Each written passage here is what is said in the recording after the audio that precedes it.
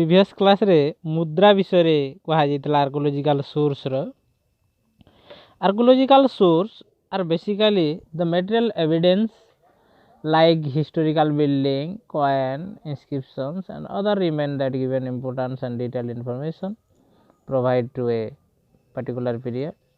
It is proof us historical source Madhya archaeological source most important गोटे मौलिक उपादान हिसाब से ग्रहण करा जाइछि। तो तार दुईटा आम शिलालेख मुद्रा विषय डिस्कसन कर सारीचु। एबे प्रत्नतात्विक भग्नावशेष विषय आम डिस्कसन हम। प्रत्नतात्विक भग्नावशेष माने अनेक बिल्डिंग है, मंदिर है, मस्जिद है, विभिन्न प्रकार स्थली है, यही सब भग्नावशेष हो पड़ी रही था। परवर्ती पर्यायर जिते बेले उद्धार करा जाए बा संरक्षित करा जाए देखा जाए लोक प्रत्नतत्वविद माने तार संरचना करती से समय यही सब देखा मिली थाए। अर्थात है जे भारत सरकार जिते बेले प्रत्नतत्व विभाग देशर विभिन्न स्थान में खनन करी प्राचीन सभ्यतार बहुत ध्वंसावशेष लोकलोचन को आनी। हरप्पा सभ्यता है, हरप्पा सभ्यता तार गुरुत्वपूर्ण उदाहरण अटे। हरप्पा सभ्यतार मोहेंजोदारो है गोटे जो बृहत स्नानागार रही अछि। लोथाल, कालीबंगान, चूर्णदारो विभिन्न अंचल को उद्धार करा जाइतला। हरप्पा अनेक किछि विभिन्न स्थान को खनन करा जाइतला। 1922-23 मसीह रे महान ऐतिहासिक मानकर द्वारा यही हरप्पा संस्कृति संधान मिलीला। यह फल भारत इतिहास प्राचीनता ख्रीष्टपूर्व 3000 वर्ष पछक फेरी जाता। अनुमानिक 3000 वर्ष बोली ऐतिहासिक मैंने कहते। सेहीपरि जे प्रत्नतात्विक भग्नावशेष कीर्तिमयी भारतवर्ष विभिन्न स्थान में प्रत्नतत्व विभाग द्वारा वैज्ञानिक पद्धति रे खनन करा जाई अगणित सौध, स्मृतिस्तंभ, स्तूप, प्राचीन कारुकार्य भग्नावशेष, मृत्शिल्पर चिन्हराजी, सभ्यता, शासक तथा अनेक कलेवर इतिहास को मिली थिला। यही सब स्थान प्रत्नतात्विक भग्नावशेष मिली जहाँकि पाटलिपुत्र, राजगृह, सांची, उरुद, सारनाथ, मथुरा, इंद्रप्रस्थ, उज्जयिनी यही सब स्थान मध्य प्रसिद्ध लाभ करितला। सेहीपरि ओडिशा रे मध्य अनेक स्थान अछि प्रत्नतात्विक भग्नावशेष अंचल। शिशुपालगढ़, ललितगिरी, रत्नगिरी, लांगुड़ी पर्वत विभिन्न अंचल जोटा कि एबे रही ओडिशा रे मध्य अनेक मठ, प्रासाद, शोध आदि बड़ बड़ भग्नावशेष मान जहाँकि राजनैतिक, धर्मीय और अर्थनैतिक जीवन धारा उपर तथ्य प्रदान करिता इतिहास को। 20 शताब्दी समय रे प्रजुक्ति विद्या जिते बेले उन्नत मान होइथिला सही समय रे रिमोट सेंसिंग बा दूरसंवेदी व्यवस्था जहाँकि आकाश मार्ग रु फोटोचित्र नेबार आरंभ करते प्रत्नतत्वविद माने सैटेलाइट माध्यम रे। आ गोटे मैरीन आर्कोलॉजी बा सामुद्रिक प्रत्नतत्व द्वारा जोटा कि समुद्र गर्भर अनेक आर्कोलॉजिकल सोर्स को अणा जाइतिला। तार अनेक उदाहरण रही। आकाश मार्ग रु फोटोचित्र द्वारा सुखी जाइतिबा नदी विषय आम जानीपारू।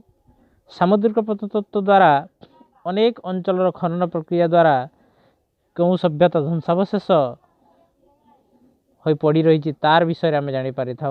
जहाँकि गुजरात उपकूल रे द्वारका खनन जिते करागला से समय जलर आविष्कृत होता तार ध्वंसावशेष। ये आर्कोलॉजिकल सोर्स ଆଉ ଗୋଟେ ଅଛି ଐତିହାସିକ କୀର୍ତ୍ତିରାଜି। ଐତିହାସିକ ଭଗ୍ନାବଶେଷ ଏବଂ ଐତିହାସିକ କୀର୍ତ୍ତିରାଜି ର ସମକକ୍ଷ ସମାନ। ଐତିହାସିକ କୀର୍ତ୍ତିରାଜି ଯେତେବେଳେ ଦେଖାଯାଏ ସମ୍ପୃକ୍ତ ଇତିହାସ ଜାଣିବା ପାଇଁ ଐତିହାସିକ ମାନେ ସବୁବେଳେ ଆର୍କୋଲୋଜିକାଲ ସୋର୍ସକୁ ମୌଳିକ ଉପାଦାନ ରୂପେ ଗ୍ରହଣ କରିଥାନ୍ତି। ଅନେକ ମନ୍ଦିର, ତୋରଣ, ଦୁର୍ଗ, ପ୍ରାସାଦ, ବିହାରସ୍ଥଳୀ, ଚୈତ୍ୟ ବିଭିନ୍ନ ସଂସ୍କୃତି ବିଷୟରେ ଆମକୁ ଧାରଣା ପ୍ରଦାନ କରିଥାଏ। ମୌର୍ଯ୍ୟ ସମ୍ରାଟ ଅଶୋକଙ୍କ ଠାରୁ ଆରମ୍ଭ କରି ଅନେକ ସମ୍ରାଟମାନଙ୍କର ମଧ୍ୟରେ ଏହିସବୁ ପ୍ରସ୍ତର ଖୋଦିତ କଳାକୃତି, ଅନେକ ପ୍ରସ୍ତର ନିର୍ମିତ କୋଠାବାଡ଼ି, ମୌର୍ଯ୍ୟ ରାଜଧାନୀ ପାଟଳିପୁତ୍ର ଭଗ୍ନାବଶେଷ ବର୍ତ୍ତମାନ ମଧ୍ୟ ଦେଖିବାକୁ ମିଳେ। ସାରନାଥ, ବୋଧଗୟା, ସାଞ୍ଚି ସ୍ତୂପ ମଧ୍ୟ ଏବେ ମଧ୍ୟ ଦେଖିବାକୁ ମିଳେ। ବଲାଙ୍ଗୀରରେ ଯେଉଁ ଆର୍କୋଲୋଜିକାଲ ସୋର୍ସ ଅଛି ରାଣୀପୁର ଜଳିଆ 64 ଯୋଗିନୀ ମନ୍ଦିର ମଧ୍ୟ ଦେଖିବାକୁ ମିଳିଥାଏ।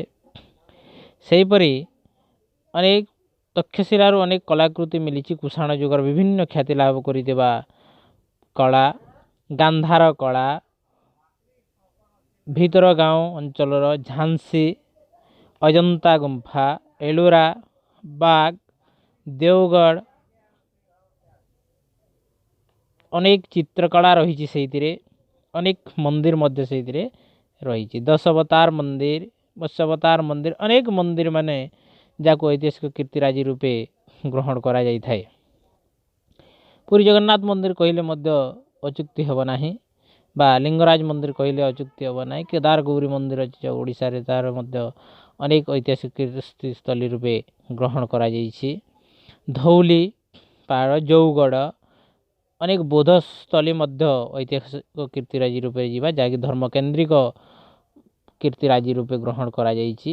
ଭୁବନେଶ୍ୱର ଖଣ୍ଡଗିରି, ଉଦୟଗିରି, ସାଞ୍ଚି, ସାରନାଥ, ରୁମିନ୍ଦେଇ ବିଭିନ୍ନ ସ୍ଥାନରେ ଭରପୁର ରହିଅଛି ଐତିହାସିକ କୀର୍ତ୍ତିରାଜି। ଯାହାକି ଖଜୁରାହୋରେ ଯେଉଁ ମନ୍ଦିର ଅଛି, ଯାହା ଖଜୁରାହୋ ବୋଲି ଗୋଟେ ପର୍ବ ପାଳନ କରାଯାଏ। କାଞ୍ଚିପୁରମ୍, କାମରୂପ, ରାଣୀପୁର ଝରିଆ, ବଲାଙ୍ଗୀର ଯେଉଁ ହିନ୍ଦୁ କୀର୍ତ୍ତିରାଜି 64 ଯୋଗିନୀ ଶକ୍ତି ମନ୍ଦିର ରହିଛି। ଅନେକ ବାଙ୍କିରେ ରହିଛି, ବିରଜା ପୀଠ ରହିଛି, ତାରିଣୀ ରହିଛି, ବିଭିନ୍ନ ପ୍ରକାର ମନ୍ଦିର ରହିଛି, ତାକୁ ଐତିହାସିକ କୀର୍ତ୍ତିରାଜି ରୂପେ ଗ୍ରହଣ କରାଯିବ। ପରବର୍ତ୍ତୀ ପର୍ଯ୍ୟାୟରେ ମଧ୍ୟଯୁଗ ଆଧୁନିକ ଯୁଗରେ ମଧ୍ୟ ଏହା ଗୌରବାନ୍ୱିତ ହୋଇଥିଲା। ଦିଲ୍ଲୀର କୁତୁବ ମିନାର, ଫତେପୁର ସିକ୍ରି, ଲାଲକିଲ୍ଲା, ତାଜମହଲ, ସିକନ୍ଦରରେ ଆକବରଙ୍କର ସମାଧି, ଅନେକ ଇଣ୍ଡୋ ଇସଲାମିକ କଳାକୃତି ମଧ୍ୟ ଭାରତ ଇତିହାସରେ ରହିଅଛି, ଯାହା ରାଜନୈତିକ, ଆର୍ଥିକ, ସାଂସ୍କୃତିକ ତଥା ସାମାଜିକ ରୀତିନୀତି ଉପରେ ଉନ୍ନତ ରହିଥିବା ବିବରଣୀ ଇତିହାସକୁ ପ୍ରଦାନ କରିଥାଏ। ସେହିପରି ଇଂରେଜ ଶାସନ କାଳରେ ମଧ୍ୟ ଅନେକ ଐତିହାସିକ କୀର୍ତ୍ତିରାଜି ରହିଛି ବା କଳାକୃତି ରହିଛି। ଭିକ୍ଟୋରିଆ ମେମୋରିଆଲ ବର୍ତ୍ତମାନ କଲିକତାରେ ଯାହା ରହିଅଛି, fort William, India Gate, fort Saint George, Rashtrapati Bhavan, parliament ସୌଧ, Indo ୟୁରୋପୀୟ କଳାମାନେ ଭାରତ ବର୍ଷରେ ଗଢ଼ି ଉଠିଥିଲା। ଅନେକ କଳାକୃତିକୁ ନେଇ ଏହି ଐତିହାସିକ କୀର୍ତ୍ତିରାଜିର ଉଦାହରଣ ରହିଛି। କଟକ ବାରବାଟୀ ଦୁର୍ଗ ମଧ୍ୟ ଏହାର ଅନ୍ତର୍ଗତ ହେବ। ପରବର୍ତ୍ତୀ ପର୍ଯ୍ୟାୟ ଆଉ ଗୋଟେ ସୋର୍ସ ବିଷୟରେ ଆମେ ଆଜି ଡିସ୍କସନ୍ କରିବା, ସାହିତ୍ୟିକ ଉପାଦାନ ବା ଲିଟେରାରୀ ସୋର୍ସ। ସାହିତ୍ୟିକ ଉପାଦାନ ଇତିହାସ ରଚନାର ଅତି ମୂଲ୍ୟବାନ ଉପାଦାନ। କାହିଁକି ଯେ ଭାରତ ବର୍ଷରେ ପ୍ରାଚୀନ ଯୁଗରେ କୌଣସି ଐତିହାସିକ ନଥିଲେ, ଯେପରି ଗ୍ରୀସରେ ଥିଲେ ହେରୋଡୋଟସ୍, ଥୁସିଡାଇଡସ୍, ଅନେକ ଐତିହାସିକ ମାନେ ରହିଥିଲେ, କିନ୍ତୁ ଭାରତରେ କୌଣସି ଐତିହାସିକ ନଥିଲେ। ସମସ୍ତେ କବି ଥିଲେ, ଯେଉଁମାନେ କି ରାଜଦରବାରରେ ରହୁଥିଲେ ଏବଂ କବିତା ରଚନା କରୁଥିଲେ, ରାଜାଙ୍କର ଖାଉଥିଲେ, ରାଜାଙ୍କର ଗୁଣଗାନ ଗାଉଥିଲେ, ଯାହାଫଳରେ ତାକୁ ମୌଳିକ ଉପାଦାନ ରୂପେ ଗ୍ରହଣ କଲେ ଇତିହାସରେ ବୟସନେସଟା ପଳାଇ ଆସିବ। ତେଣୁ ସାହିତ୍ୟ ମାଧ୍ୟମରେ ଐତିହାସିକମାନେ ତଥ୍ୟ ସଂଗ୍ରହ କରି ଇତିହାସ ରଚନା ମଧ୍ୟ କରିଥାନ୍ତି। ସାହିତ୍ୟକୁ ସାଧାରଣତଃ ସମାଜର ପ୍ରତିଛବି ହିସାବରେ ଗ୍ରହଣ କରାଯାଏ, କାରଣ ସାହିତ୍ୟରେ ପ୍ରତିଫଳିତ ହୋଇଥାଏ ସମସାମୟିକ, ସାମାଜିକ, ଧାର୍ମିକ, ରାଜନୈତିକ ବା ସାଂସ୍କୃତିକ ଚିତ୍ର। ସେଥିପାଇଁ ଅନେକ ସାହିତ୍ୟକୁ ସମାଜର ଦର୍ପଣ ହିସାବରେ ଗ୍ରହଣ କରନ୍ତି। ସ୍ୱାଭାବିକ ଇତିହାସ ମଧ୍ୟ ତାଙ୍କୁ ମାନ୍ୟ ଦେଇ ପରମ୍ପରା ଅନୁଯାୟୀ ତାର ଧର୍ମୀୟ ଐତିହ୍ୟ, ରାଜନୈତିକ କର୍ମସୂଚୀ ଓ ଆର୍ଥିକ କର୍ମକାଣ୍ଡକୁ ପରୋକ୍ଷ ଭାବରେ ସାହିତ୍ୟ ବା ସାହିତ୍ୟିକ ଉପାଦାନରୁ ଗ୍ରହଣ କରି ଇତିହାସ ରଚନା କରାଯାଇଥାଏ। ସାହିତ୍ୟିକ ଉପାଦାନ ଯେତେବେଳେ ସୃଷ୍ଟି ହେଉଥିଲା, ଏଇ ମଧ୍ୟଯୁଗରେ ଆଧୁନିକ ଯୁଗରେ ହେଉ, ଏହି ସାହିତ୍ୟ ଅଧିକ ପରିଚୟ ଦେଇଥାଏ ପୁରାତନ ଇତିହାସକୁ। ସାହିତ୍ୟିକ ଉପାଦାନ ମଧ୍ୟରୁ ହେଲା ଲିଟରେଚର ଯେଉଁ ରହିଛି, ଧର୍ମୀୟ ସାହିତ୍ୟ ଗୋଟେ ଅଛି। ଧର୍ମୀୟ ସାହିତ୍ୟ ପ୍ରାଚୀନ ଭାରତବର୍ଷରେ ଅଦ୍ଭୁତ ଘଟିଥିଲା ତିନୋଟି ଧର୍ମ, ଯାହା ହେଲା ବ୍ରାହ୍ମଣ୍ୟ, ହିନ୍ଦୁ ଧର୍ମ, ଜୈନ ଧର୍ମ ଓ ବୌଦ୍ଧ ଧର୍ମ। ବ୍ରାହ୍ମଣ୍ୟ ହିନ୍ଦୁ ଧର୍ମ ଗୋଟିଏ ଧର୍ମ ଥିଲା। ବ୍ରାହ୍ମଣମାନଙ୍କ ରୀତିନୀତି ଅନୁସାରେ ହିନ୍ଦୁ ଧର୍ମ ପରିଚାଳିତ ଏବଂ ଜୈନ ଧର୍ମ, ବୌଦ୍ଧ ଧର୍ମ ଦୁଇଟି ଧର୍ମ ଆସିଥିଲା। ଏହି ତିନୋଟି ଧର୍ମକୁ କେନ୍ଦ୍ର କରି ସୃଷ୍ଟି ହୋଇଥିଲା ଅନେକ ଧର୍ମୀୟ ସାହିତ୍ୟ। ନିଜ ନିଜ ଧର୍ମର ସ୍ୱତନ୍ତ୍ର ପ୍ରତିପାଦନ କରିବା ପାଇଁ ସାହିତ୍ୟ ରଚନା କରାଯାଇଥିଲା। ସାମାଜିକ ଚଳଣି, ଧର୍ମୀୟ ଭାବଧାରା, ସାଂସ୍କୃତିକ ଶୈଳୀ ବା ରାଜନୈତିକ ଆଦର୍ଶକୁ ନେଇ ଅନେକ ସାହିତ୍ୟ ରଚିତ ହୋଇଥିଲା। ସେହି ସାହିତ୍ୟରୁ ଐତିହାସିକମାନେ କିଛି ଅଂଶ ଗ୍ରହଣ କରି ଇତିହାସ ରଚନା କରୁଥିଲେ। ତନ୍ମଧ୍ୟରେ ହେଲା ବୈଦିକ ସାହିତ୍ୟ।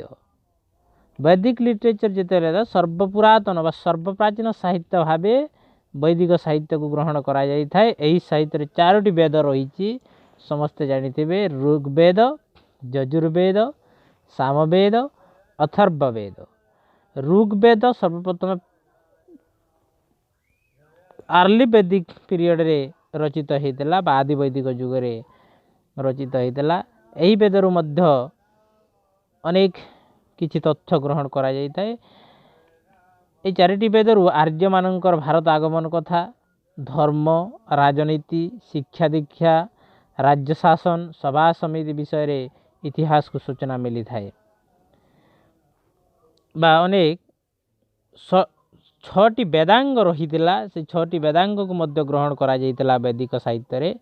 ଶିକ୍ଷା, କଳ୍ପ, ବ୍ୟାକରଣ, ନିରୁକ୍ତ, ଛାନ୍ଦ, ଜ୍ୟୋତିଷ, ବେଦାନ୍ତ ବା ଉପନିବେଶରୁ ପରବର୍ତ୍ତୀ ବୈଦିକ ଯୁଗ ବିଷୟରେ ବହୁତ ତଥ୍ୟ ଉପଲବ୍ଧ ହୋଇଥାଏ। 6ଟା ବେଦାଙ୍ଗ ହେଲା ଶିକ୍ଷା ଯେଉଁ ଥିଲା, ତାର କଳ୍ପ, ବ୍ୟାକରଣ, ନିରୁକ୍ତ, ଛାନ୍ଦ, ଜ୍ୟୋତିଷ, ଅନେକ ତଥ୍ୟ ଏଥିରୁ ମଧ୍ୟ ଗ୍ରହଣ କରାଯାଇଥାଏ। ବୈଦିକ ସାହିତ୍ୟ ଯେତେବେଳେ ଅନେକ ଭାଗରେ ବିଭକ୍ତ ହେଉଥିଲା, ବିଭିନ୍ନ ମାଧ୍ୟମରେ ଏଠି ସାହିତ୍ୟିକ ଉପାଦାନ ହିସାବରେ ଗ୍ରହଣ କରାଯାଉଥିଲା। ଯେମିତିକି ସାମବେଦରୁ ସଙ୍ଗୀତ ବିଷୟରେ ସମସ୍ତେ ଜାଣିଥାନ୍ତି ବା ଏହି ସଙ୍ଗୀତ ଜାଣିବା ପାଇଁ ଇତୁତୋକାଇ ଗୋଟେ ପୁସ୍ତକ ଥିଲା, ସାଉଥ୍ ସଙ୍ଗମ ଲିଟରେଚର, ସଙ୍ଗମ ସାହିତ୍ୟରୁ ଆସିଥିଲା। ତ ଏହି ବିଷୟରେ ଜଣାଯାଇଥାଏ। ଅଥର୍ବବେଦ ଯେଉଁଟା ବିଜ୍ଞାନ ତୁମର ଅନେକ କର୍ମକାଣ୍ଡ ବିଷୟରେ ଜଣାଯାଇଥାଏ। ବିଭିନ୍ନ ପ୍ରକାର ଯଜୁର୍ବେଦରେ ହେଲା ତନ୍ତ୍ର ବିଦ୍ୟା ହେଲା, ବିଭିନ୍ନ ପ୍ରକାର ମାଧ୍ୟମ ଏହି ବେଦରୁ ମଧ୍ୟ ସଂଗୃହୀତ କରାଯାଇଥାଏ।